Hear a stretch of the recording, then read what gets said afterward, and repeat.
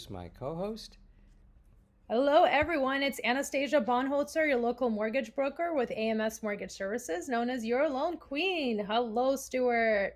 Good How's morning. everything? Good, good. We were absent last week. We were both out of town. I'm sorry, all our thousands of fans missed us.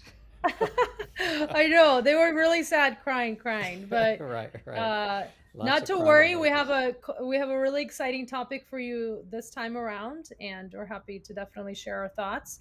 And believe it or not, it's kind of more Stuart's forte, so I'm going to let him take the lead on it. What are we talking Well, about today, Stuart? well, you know what? Last year, about this time, almost exactly a year ago, there was a major tectonic shift in representation for realtors. And what happened was they required us, and this is across the nation, not just in Los Angeles, which is where Anastasia and I practice, but across the nation, it was established that in order to show a property, you had to have a contract with the buyer. Now, that was something that was brand new, has never been in effect in all the years. Yeah, between the agent and the buyer, right? Exactly, between the Yeah. agent that's showing the property, no matter what agent it is, even the listing agent, whatever agent is showing a property has to have a contract with that person just to show the property. Of And, compensation. Contract of, yes, well, of or compensation. is it mainly compensation, or No, is it there is, other things it, in the contract? no, it is representation. Because representation, you know, actual commission structure is part of representation. So you have to, like I said, have a contract. And what I wanted to do today was clear up how that came about a little bit, and why it's necessary. Because not only was it national last August, but the state of California had actually made it lawful. In other words, by law, you had to have a contract. You have to have a contract with a Hmm. buyer, whether you're representing them as a listing agent or a buyer's agent, Hmm. in order to practice. And so they took it very seriously, and the DOJ, of course, is watching California very closely to see how they implement it. But one of the reasons I wanted to bring that up today was there was a lot of misconception about what it was really all about. Now, this may sound very strange. It wasn't about commission amounts. And I want to Mm. get into that in just a second. But before I do, I wanted to mention a couple of things about our show. The first thing is that when Anastasia and I get on this podcast or FaceTime or whatever you want to call it, because we're on 5 different platforms, we try to talk about subjects that you don't normally hear about, and we get into depth. So, one of the things I wanted to challenge our audience to do now is to let us know if they're learning something new, which is what our focus is going to be. So I'm going to make a little bit of an offer here to our audience. If you put in the comment section whether you're seeing it right now, and you're more than welcome to come on and talk with us right now because you can do that, or later on if you see this broadcast and you can write down something that you learned while you watch this broadcast. For the first 5 people that go ahead and do that, I'm going to give them a free Starbucks coffee card. How's that sound? Whoa, I love that. Okay. Little incentivizing here to listen to what we're talking about here. I love A- it. Absolutely. Okay, so let me get into this a little bit.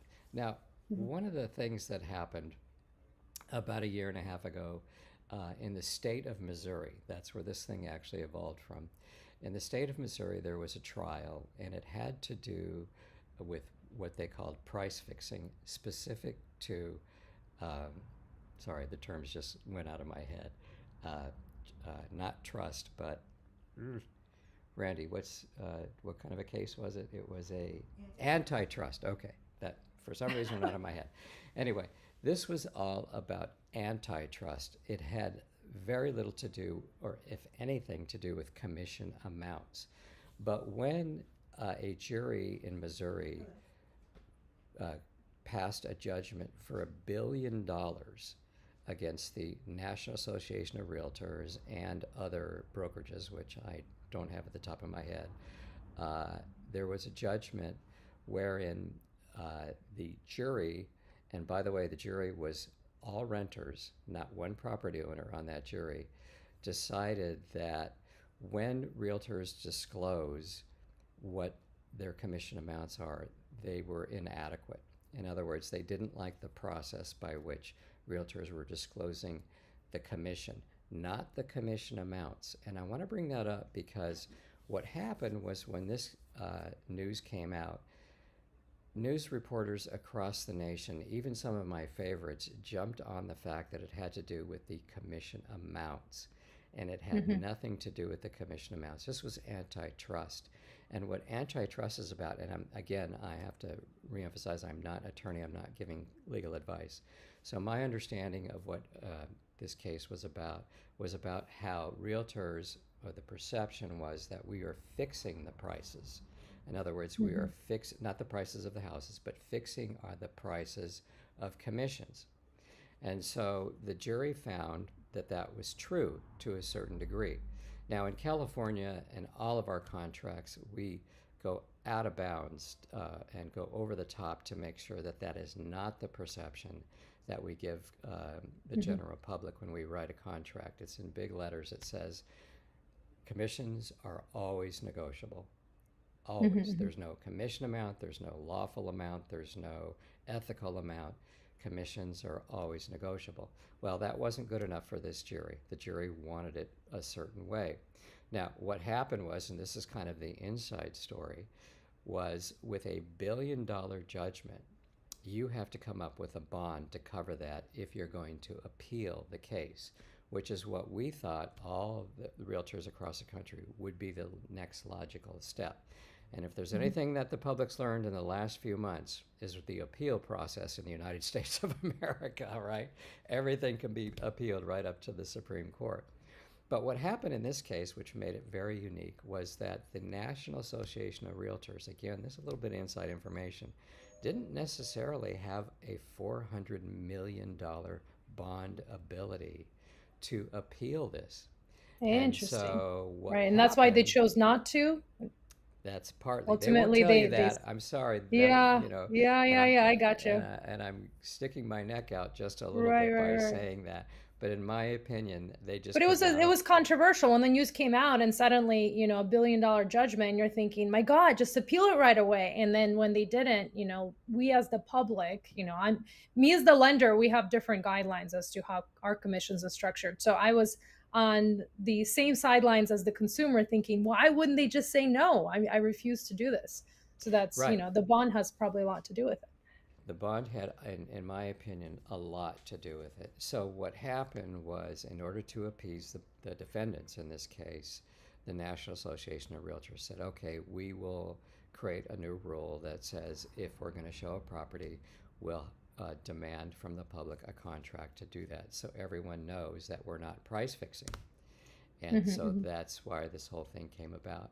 But I want to emphasize, like I said before, some of my favorite reporters just didn't want to, you know, produce what the real truth was about this, was that it was not Well, price yeah, fixing. they Yeah. kind of do that all the time. I mean, even now with, the impending prime cut rates to the prime rate, they are still assuming that somehow it's related and to the mortgage rates, which the incoming September prime rate cut is not to the mortgage rates. And the media, even till today, I hear it all the time. Prime News, mortgage rate cuts are coming. It's going to be more affordable soon because Powell's going to make cuts.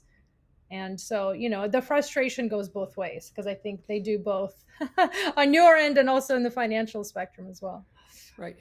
And I actually, let me ask you a question about that, because it's always been my impression as a professional that when there's a rate cut, sometimes there's actually a mortgage increase, and Correct. And that's exactly what happened last time around. Yeah, right. they cut by, 50 bips, which is, it was more than what all of the economists thought they should. And as a result, it actually weakened the mortgage backed securities and the rates actually went up. And over a few months, actually, it went up more than 1%. So Wow. even though the prime rates went down, the mortgage rates did go up almost by 1%.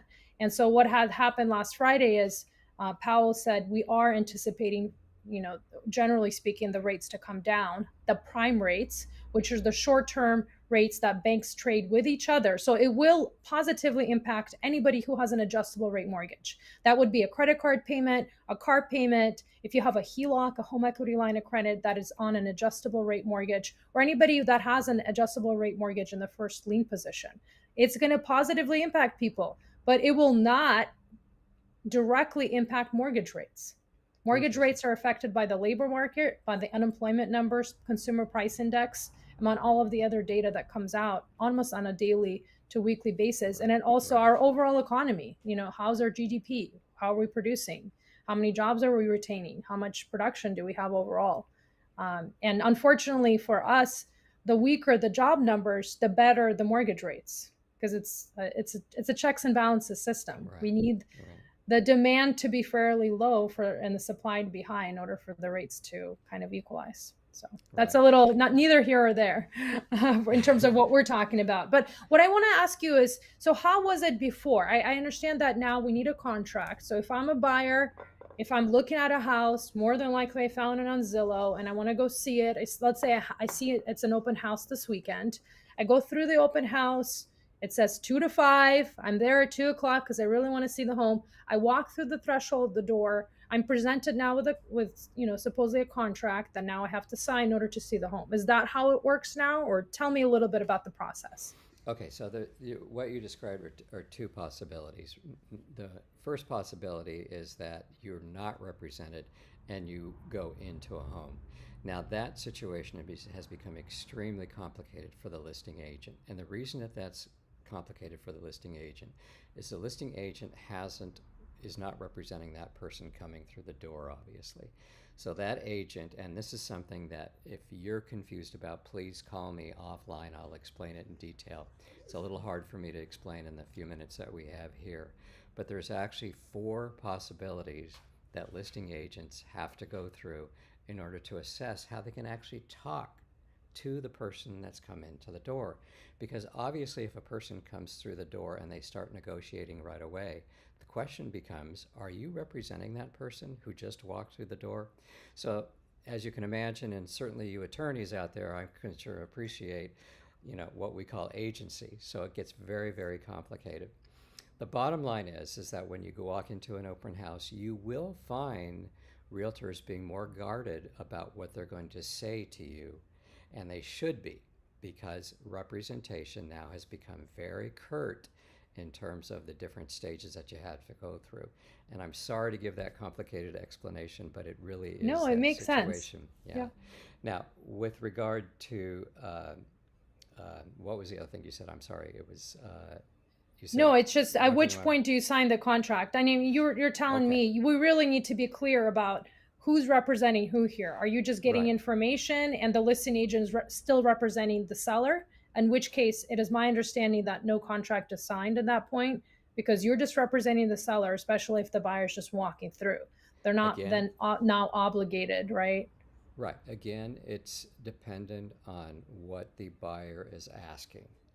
Right. So you Right. you have to discriminate and disseminate exactly the Mm-hmm, kind of information that you're giving, because the seller would have every right to be upset with you if you start mm-hmm, giving your cards right away and you're not representing this person. So you have to be very mm-hmm, guarded about that. When we have mm-hmm. our listing appointments, we have to let people know that. And by the way, one quick thing that I wanted to mention was that in a year's period. Now, let me back up a little bit. With this new situation, the objective that a lot of people thought was going to be insurmountably uh, uh, effective was that sellers were no longer going to have to pay Mm-hmm. for the buyer's commission. Agents. Right. Right. And I will tell you that that has not happened. That was Mm-hmm. the anticipated outcome of this to a certain degree. But in a year's time, I think maybe I've heard of one Yeah, the time. market has really settled Right, where I don't think this, in my right, opinion, what I've seen in terms of my buyers is the commission for the buyer's agent is still being covered by the list by the seller right. And through that, through the contract end of the sale. And so ex- before, how it was used to be done is the listing agent then essentially how it used to be is, let's say somebody comes in and says XYZ percentage to sell my home, and then then the listing agent at that point apportions a portion of that commission and gives it to the buyer's agent. Now they're just getting their own commission. The listing agent Correct. gets their own commission, and then through the offer process is when the buyer's portion of the commission is negotiated. I think that's the big key here. Is it's just split. It's now a little different, but it's essentially the same. It's split just like it was before. The only difference is how it's presented. And I think Mhm, that's the big variable here that people had a problem with. It was how the presentation of that sequential understanding happened. Again, mhm, would take way too much time in this broadcast to explain it. But basically, you're right. You're absolutely right. However, one of the things that the reporters and everyone across the country thought was going to happen was that this would cut commissions in half. Now, for example, the standard commission between 5 and 6% would be cut to 3%. And so sellers were going to have this attitude where they were only going to have to pay 3% to sell their houses anymore. And that simply was not, hasn't been the and case, somehow and is and not ever. it would make the houses cheaper. I remember that was a thing too that was Right. going around. Is, well, you Exactly. no longer have to pay the agent, the house is going to be cheaper to buy. And we haven't seen a decrease in At all. the appreciated value of homes over the last year either. I think we're still on trend to have It, 6 to lit, eight it percent a year in the South Bay. I know I'm sticking my neck out by saying this, but it literally has had no effect on the market Right. whatsoever. What was Mhm. deemed to be the most outstanding part of it and thought to be the most outstanding effect was the least effect. So that's kind of what I wanted to, go on the show today. So we're going to cut it off there. It's been 17 minutes. Again, we try to keep this short and get to the point. One of the things that some of you have been contacting us about is referrals from across the country. Believe it or not, Anastasia and I do have contacts all across the United States, no matter where you're seeing this broadcast. I was telling Anastasia before the show that I've actually gotten people in Maryland to comment about our show, and so that's fantastic. We do try to keep it as general as possible. Certainly today's subject was generalized because it's the National Association of Realtors that is requiring us to make sure that we have a contract to show a property. However, in California, it's actually a law, so it may or may not be a law in your state. I'm not sure. But one thing I wanted to mention again before we go off the air is if you see this broadcast outside of the Los Angeles area, we can help you if you'd like to have some more information about how to buy or sell your home. Well, that's fantastic. Well, thank you so much. My name is Anastasia Bonholzer, and please follow me on social media. And I would be happy to help and assist with any creative lending solutions. I specialize in bank statement loans for self employed, which means we're not using your tax returns for qualifying. So I'll see you next week. Over We'll and see you out, next Stuart. week on Sand to Sold. And again, please feel free to share this video or come and join us every Tuesday at 11 a.m. on Sand to Soul. We'll see you next time, everyone. Bye.